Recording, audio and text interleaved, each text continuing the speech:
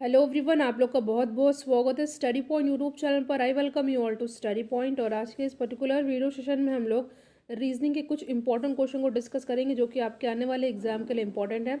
Reasoning, maths और science की playlist बनी हुई है, तो अगर अभी तक आपने उन वीडियोज़ को नहीं देखा तो उन वीडियोज़ को ज़रूर देखिएगा। वीडियो को लाइक एंड शेयर कीजिएगा, और अगर अभी तक आपने स्टडी पॉइंट यूट्यूब चैनल को सब्सक्राइब नहीं किया तो सब्सक्राइब भी ज़रूर करिएगा। ठीक है, maths, reasoning, science, GK, current affair की सीरीज़ बनी हुई है, तो उन आप वीडियो को देख सकते हैं। तो कुछ इंपॉर्टेंट वीडियोस का लिंक डिस्क्रिप्शन बॉक्स में भी है, तो उन वीडियोस को ज़रूर देखिएगा। तो पहला क्वेश्चन है, जैसा कि आप देख रहे हैं, इस तरह के क्वेश्चन रीजनिंग में हमेशा ही पूछे जाते हैं।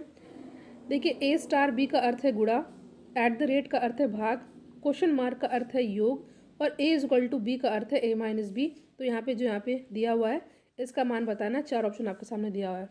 देखिए, इस क्वेश्चन को सॉल्व करने के लिए कुछ स्पेशल नहीं करना होता है, बस सारे कन्फ्यूजन ना हो जिससे सारे सिंबल को एक साथ लिख लेना होता है। जैसे कि यहाँ पे दिया हुआ है स्टार का मतलब दिया हुआ है, ये देखिए यहाँ पे स्टार का मतलब है गुणा, यानी कि आपने स्टार बना लिया, इसका मतलब है गुणा। और एट द रेट का मतलब है भाग, इसका मतलब है भाग। सारे सिंबल को ऐसे साथ में लिख लेते हैं और जहाँ पे पुट कर देना है सारी वैल्यू, और उसके बाद आपका आंसर आ जाएगा। देखिए, इसका मैंने सोल्यूशन भी लगा रखा है, तो आप लोग देख सकते हैं सारे सिंबल को एक साथ यहाँ पे इन्होंने लिख रखा है। उसके बाद जो इक्वेशन दिया हुआ था अकॉर्डिंग टू क्वेश्चन, यहाँ पे सभी वैल्यूज़ को पुट कर देना है और आपको इसमें आंसर आ जाएगा। देखिए, इसमें ज़्यादा स्पेशल नहीं करना था, इसलिए क्वेश्चन को मैंने ज़्यादा टाइम नहीं दिया। आप वीडियोस को आप इसको पॉज करके अच्छे से समझ सकते हैं। तो हम लोग अपने नेक्स्ट क्वेश्चन पर आते हैं। देखिए, इसी तरह का एक क्वेश्चन है जिसको आपको सॉल्व करके कमेंट बॉक्स में बताना है। यदि पी प्लस को दर्शाता है, क्यू माइनस को दर्शाता है, आर भाग को दर्शाता है, और जो एस है वो मल्टीप्लाई को दर्शाता है, तो आपको इसकी वैल्यू बतानी है। देखिए, इसको सॉल्व करके इसका आंसर आपको कमेंट सेक्शन में ज़रूर दीजिएगा। अगर आपको नहीं आए तो भी कमेंट सेक्शन में बता सकते हैं, मैं नेक्स्ट वीडियो में इस क्वेश्चन को भी सॉल्व कर दूंगी। वैसे बहुत सिंपल है, बस सारे सिंबल को एक साइड में आप लोग लिख लीजिए, और ये जो यहाँ पे इक्वेशन दे रखा है इसमें पुट करके वैल्यू निकाल दीजिएगा। आंसर आपको कमेंट सेक्शन में ज़रूर दीजिएगा। तो हम लोग अपने नेक्स्ट क्वेश्चन पर आते हैं। इंपॉर्टेंट क्वेश्चन है सारे। देखिए, क्वेश्चन क्या दे रखा है।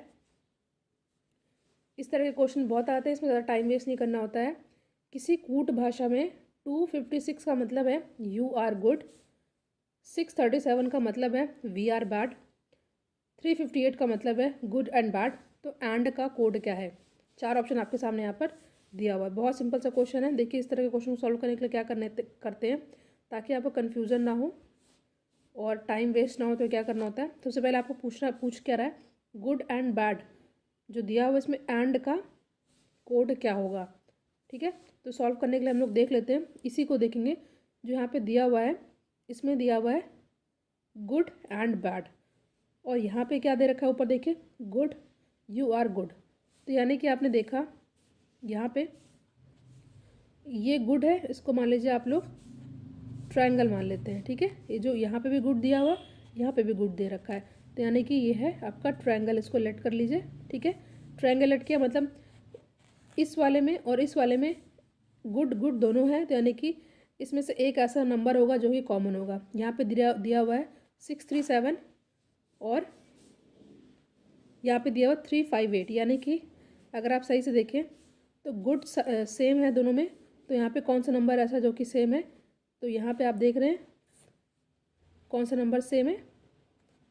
इस वाले में नहीं, ये वाले में देखना है आपको। ठीक है, ये नहीं है, ये वाला इसका है। देखिए यहाँ पे 5 और 5 सेम है, यानी कि 5 किसका हो जाएगा, गुड का। इधर का नहीं है, इसका तो ये वाला है वी आर बैड, तो इसको अभी हमें नहीं देखना है। तो 5 हो गया गुड का। ठीक है, सिंपल सा है। फिर से देख लेते हैं, यहाँ पे गुड, यहाँ पे गुड सेम है, तो यानी कि इस नंबर और इस नंबर में ऐसा कौन सा है जो सेम है, तो 5 आपका सेम है। ठीक है, तो 5 हो जाएगा गुड का। ठीक है, 5 क्या हो गया, गुड का हो गया।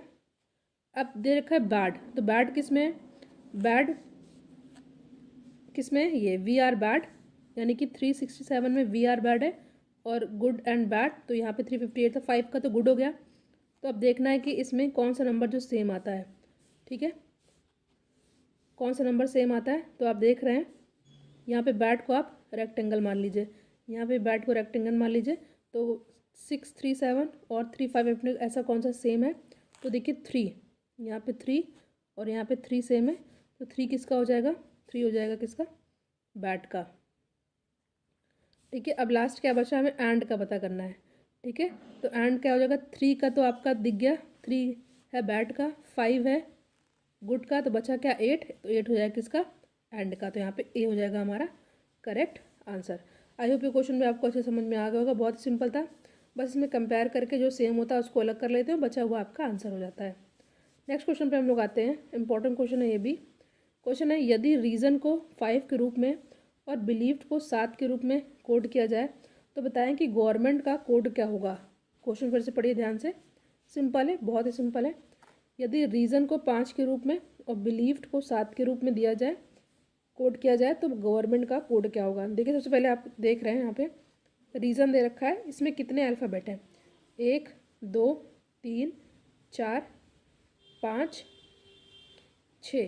फिर से देखिए 1 2 3 4 5 6, बट यहाँ पे दिया हुआ है 5, यानी कि 6 माइनस 1 बराबर 5।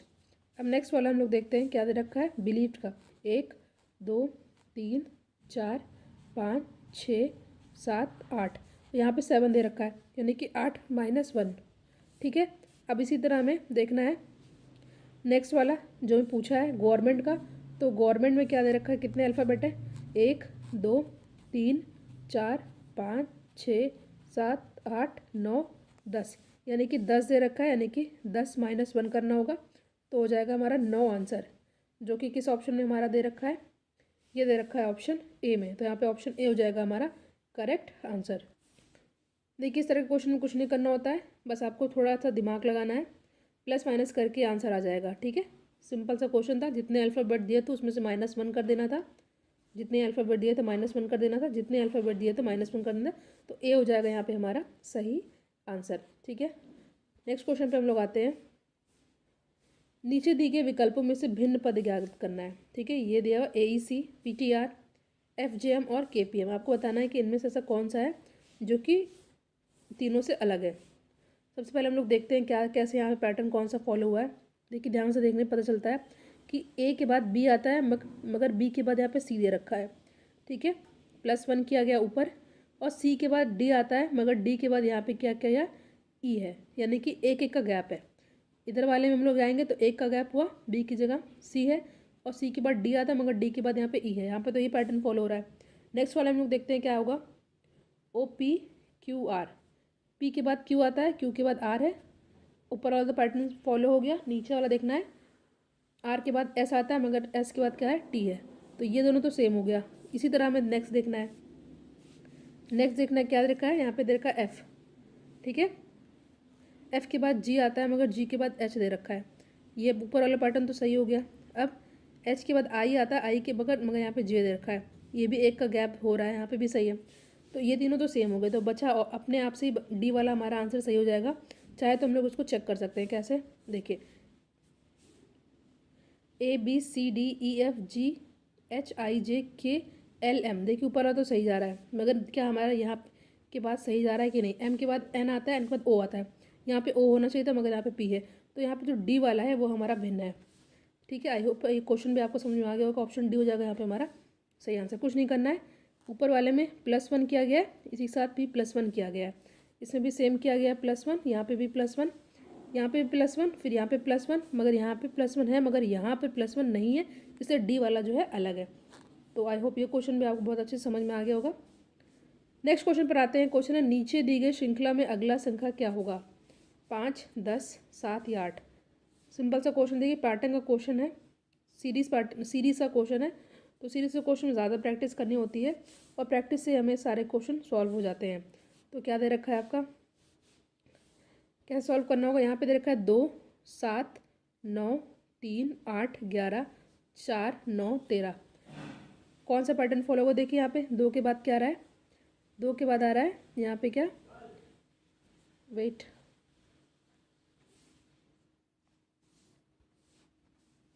देखिए 2 के बाद यहाँ पे अगर हम देखें, यहाँ पे आ रहा है 4, 3 आ रहा है, सॉरी 2 के बाद क्या आ रहा है 3, फिर 2 के गैप के बाद यहाँ पे आ रहा है 4, फिर 4 के बाद 2 के बाद यहाँ पे आएगा 5, यहाँ पे 5 हो जाएगा हमारा करेक्ट आंसर। और भी हम लोग चेक कर सकते हैं अगर हमें पूछा हो। देखिए फिर कैसे, 7 के बाद 8 9 आ रहा है, सॉरी 7 के बाद यहाँ पे 7 के बाद देखिए यहाँ पे 2 के बाद 8 आ रहा है, फिर 8 के बाद 2 के बाद 9 आ रहा है, फिर अगर आगे पूछता तो यहाँ पे क्या आ जाता, 9 के बाद यहाँ पे क्या आ जाता, 10 आ जाता। ठीक है, वैसे पूछा तो नहीं गया है बट फिर भी मैंने आपको बता दिया। इसी तरह यहाँ पे पूछा है 9 के बाद 2 के बाद 11 आ रहा है। ठीक है, 11 के बाद 2 के बाद 13 आ रहा है, तो उसी तरह यहाँ पे आगे क्या आ जाता, 13 के बाद 14, 15, 16। ठीक है, 13 के बाद यहाँ पे क्या आता, 14, सॉरी 2 के बाद 14 आ जाता। सिंपल सा क्वेश्चन था, ज़्यादा इसमें कुछ स्पेशल नहीं कर, बस क्या किया गया है, 2 के बाद 2 के बाद 3, 3 के बाद 4, 4 के बाद यहाँ पे 5। ठीक है, और इसी तरह 7 के बाद 8, 8 के बाद 9, 9 के बाद यहाँ पे आता 10। वैसे पूछा नहीं गया बट समझाने के लिए बता रही हूँ, आंसर हमारा 5 हो जाएगा ही। इसी तरह अगर हम दूसरा चेक करते हैं, ठीक है, दूसरा चेक करते हैं तो 9 के बाद यहाँ पे 2 का गैप है 11, फिर 2 का गैप है 13, तो यहाँ पे क्या आ जाता, 15। ठीक है, उस अभी पीछे जो मैंने हल्का सा बताया था यहाँ पे 14 बताया था, बट 2 2 का गैप है। वैसे ये पूछा नहीं गया, जो पूछा गया हमारा यहाँ पे 5 है। सिंपल सा, 2 के बाद 3, फिर 2 का गैप यहाँ पे 4, फिर 2 का गैप यहाँ पे 5, तो ऑप्शन ए हो जाएगा यहाँ पे हमारा सही आंसर। नेक्स्ट क्वेश्चन है हमारे सामने। क्वेश्चन है, कुछ समीकरणों को किसी विशेष प्रणाली द्वारा हल किया जाता है, उसी प्रणाली के आधार पर हल ना किए गए समीकरण की संख्या आपको बतानी है। ठीक है, एक इक्वेशन ये दे रखा है, इसकी वैल्यू दे रखी है, एक इक्वेशन ये दे रखा है, इसकी वैल्यू दे रखी है, एक इक्वेशन ये दे रखा है, इसी की वैल्यू आपको पता करनी है। आपके सामने यहाँ पे 4 ऑप्शन दिया हुआ है, तो कैसे सॉल्व करना है इस क्वेश्चन को। बहुत ही सिंपल क्वेश्चन है, बहुत ही ज़्यादा सिंपल क्वेश्चन है। देखिए, अगर आप मल्टीप्लाई करते हैं 13 और 11 को, 13 और 11 को अगर आप यहाँ पे गुणा करते हैं तो आंसर आपका क्या आता है, आंसर आता है 13 और 12 को गुणा करने पर 156। मगर यहाँ पे क्या दे रखा है, 651, तो बस इसी नंबर को उल्टा करके लिख दिया गया है 651। नेक्स्ट में देखते हैं, यहाँ पे हमने सॉल्व किया 41 इंटू 23 को मल्टीप्लाई किया, तो मल्टीप्लाई करने पर क्या आया हमारा 943, मगर जस्ट इसको हमने यहाँ पे उल्टा करके लिख दिया है, ये हो गया 349। क्या है पैटर्न कि मल्टीप्लाई करके जो आंसर है उसको रिवर्स करके लिख देना है। तो हमारा जो इक्वेशन दे रखा है 24 इंटू 22, इसको जब हमने मल्टीप्लाई किया 24 इंटू 22 को, तो हमारा मल्टीप्लाई करने पर क्या आया 528, मगर ये हमारा आंसर नहीं होगा, इसको उल्टा करके लिख देना है, तो आ जाएगा 825, रिवर्स करके लिख देना, जो कि ऑप्शन बी में हमारा साफ साफ दिख रहा है। आई होप ये क्वेश्चन भी आपको समझ में आ गया होगा। कुछ नहीं करना, मल्टीप्लाई करने के बाद जो आंसर है उसी को रिवर्स करके लिख देना है। यहाँ पे हमने 24 और 22 को मल्टीप्लाई किया तो हमारा आंसर आया 528, इसको रिवर्स करके लिख दिया तो उल्टा करके लिख देंगे तो 825, जो कि ऑप्शन बी में हमारा साफ साफ दिख रहा है। आज की वीडियो का लास्ट क्वेश्चन है, क्वेश्चन क्या दे रखा है, यदि 2463 36 है, 552 30 है, तो 6732 का आंसर आपको बताना है। ठीक है, ध्यान से पढ़िए क्या क्वेश्चन है।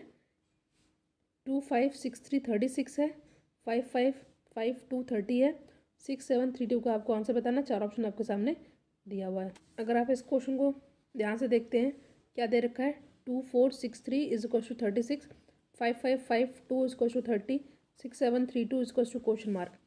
सिंपल है, देखिए यहाँ पे देखा है 2463 बराबर 36।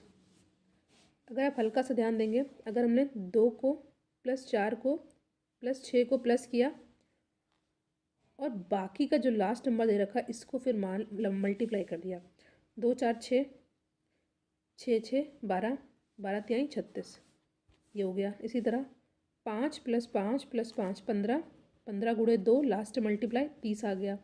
सिंपल है, क्या करना है, मैंने 2 को 4 से प्लस किया, फिर जो आया 6 से प्लस किया तो हमारा 12 आया, फिर लास्ट वाले को मल्टीप्लाई कर देना है। ठीक है, 36, ठीक है 36 आएगा। इसी तरह 5 5 5 को प्लस किया 15, लास्ट वाले 2 से मल्टीप्लाई कर देना 30 आया।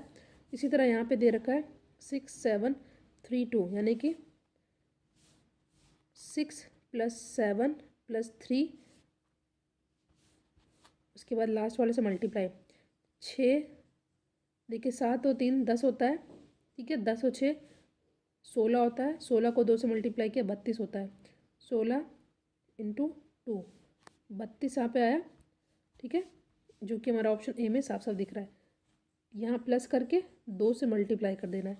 तो यहाँ पे 16 दूनी 32 इज़ आवर करेक्ट आंसर। तो ऑप्शन ए हो जाएगा यहाँ पे हमारा सही answer.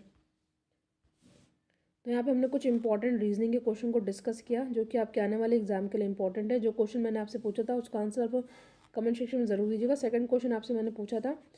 Thank you so much for watching. Thank you.